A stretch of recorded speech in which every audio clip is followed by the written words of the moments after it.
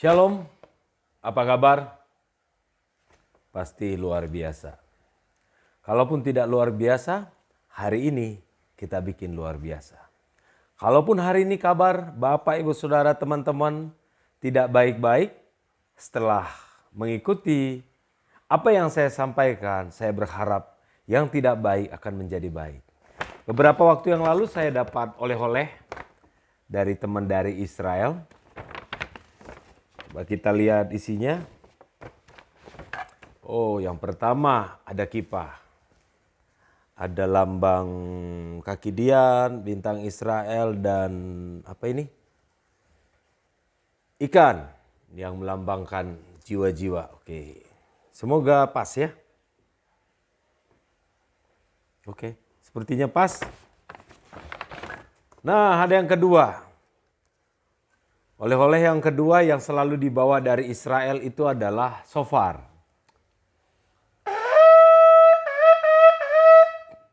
Tentang shofar sudah banyak saya bahas di video-video sebelumnya. Nah, yang ketiga, Kana wine, anggur dari Kana. Ini anggur yang luar biasa. Setiap orang ke Israel pulang pasti bawa anggur dari Kana ini. Saya beberapa hari ke Israel, teman-teman ataupun keluarga yang tahu saya pergi ke Israel, mereka selalu minta bawa oleh-oleh anggur Kana. Ini anggur Kana yang sangat spesial ini. Botolnya besar. Nah, kalau kita melihat apa yang terjadi di Kana pada waktu itu sehingga tercipta anggur Kana ini, kisahnya itu ada di dalam Yohanes pasal yang kedua. Ceritanya di dalam Yohanes pasal kedua ada sebuah perikop, katanya begini, perkawinan di Kana. Itu ada pasal 1 sampai pasal yang ke-11 membicarakan kisah perkawinan di Kana. Ketika Yesus dan murid-muridnya datang ke pernikahan di Kana ini, tidak dituliskan itu siapa namanya yang menikah, keluarga atau bukan, tapi yang jelas pasti saudara daripada Tuhan Yesus sendiri. Karena ibu Yesus itu ada di dalam pernikahan itu. Nah, di tengah-tengah perkawinan itu, acara resepsi belum selesai kira-kira begitu, dan hal yang paling tidak diinginkan di sebuah perkawinan itu terjadi. Apa? Anggurnya habis. Sehingga Yesus didatengin oleh ibunya dan ibunya berkata kepada Yesus, mereka kehabisan anggur. Lalu Yesus menjawab, mau apa engkau daripadaku? Nah, melihat dari kisah pernikahan di Kana ini, maka yang pertama adalah persoalan, masalah, problem itu bisa melahirkan mujizat. Kalau hari itu tidak ada pernikahan di Kana yang kekurangan anggur, maka hari ini tidak ada anggur Kana yang sangat populer, yang sangat terkenal.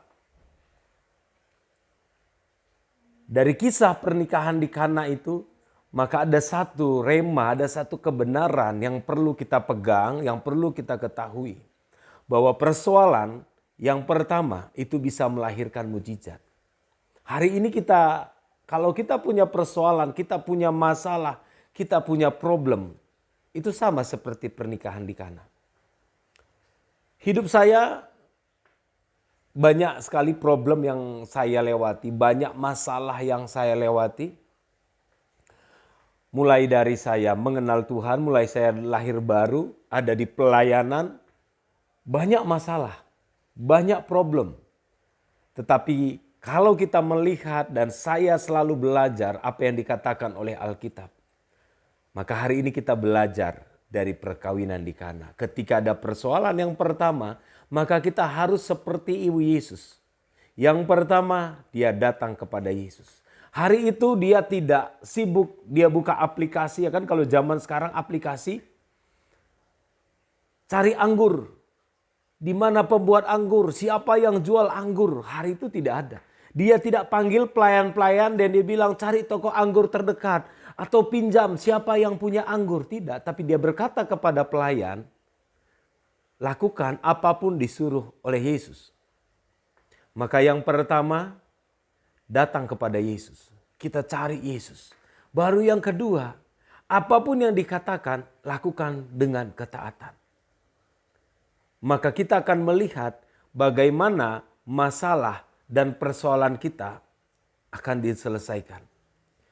Perkawinan di Kana luar biasa, ajaib.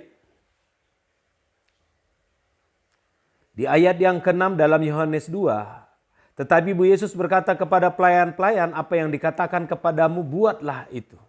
Di situ ada 6 tempayan yang disediakan untuk membasuh menurut adat Yahudi, masing-masing isinya 2-3 buyung. Yesus berkata kepada pelayanan itu, isilah tempayan-tempayan itu penuh dengan air, dan mereka pun mengisinya sampai penuh. Ayat yang ke-8, lalu kata Yesus kepada mereka, sekarang cedoklah dan bawalah kepada pemimpin pesta, lalu mereka pun membawanya.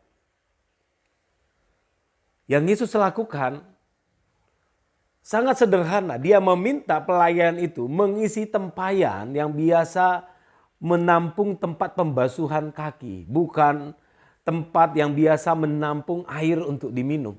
Begitu diisi dengan penuh, Yesus tidak melakukan apa-apa. Dalam arti tidak seperti mujizat yang lain, dia mengangkat roti, 5 roti dan 2 ikan, dan dia mengucap syukur baru membagi-bagikannya. Hari itu tidak. Yesus hanya berkata isi tempayan dan cedok. Prosesnya begitu singkat. Tapi lewat peristiwa yang tidak baik itu, lewat keadaan pernikahan yang sedang gempar, pelayan-pelayan, pengurus-pengurus, panitianya, IO-nya, pernikahan yang di Kana itu sedang panik. Ada persoalan yang sedang mereka hadapi. Justru lewat persoalan pernikahan yang di Kana, hari ini ada anggur Kana yang sangat terkenal. Hari ini kita punya persoalan apa dalam hidup kita? Kita punya masalah apa dalam hidup kita?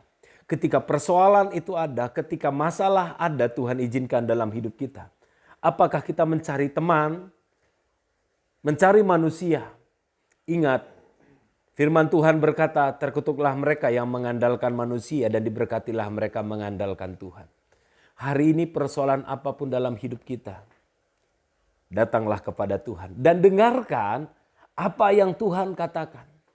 Dengarkan apa yang firman Tuhan sampaikan. Mungkin hari ini kita bukan seorang yang peka bisa berdoa dan mendengar suara Tuhan.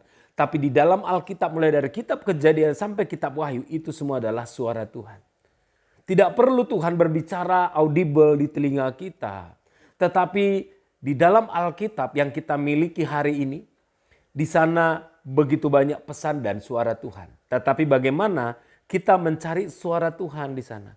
Bagaimana kita mencari pesan Tuhan di sana? Karena firman Tuhan itu masih up to date sampai hari ini dan sampai selama-lamanya.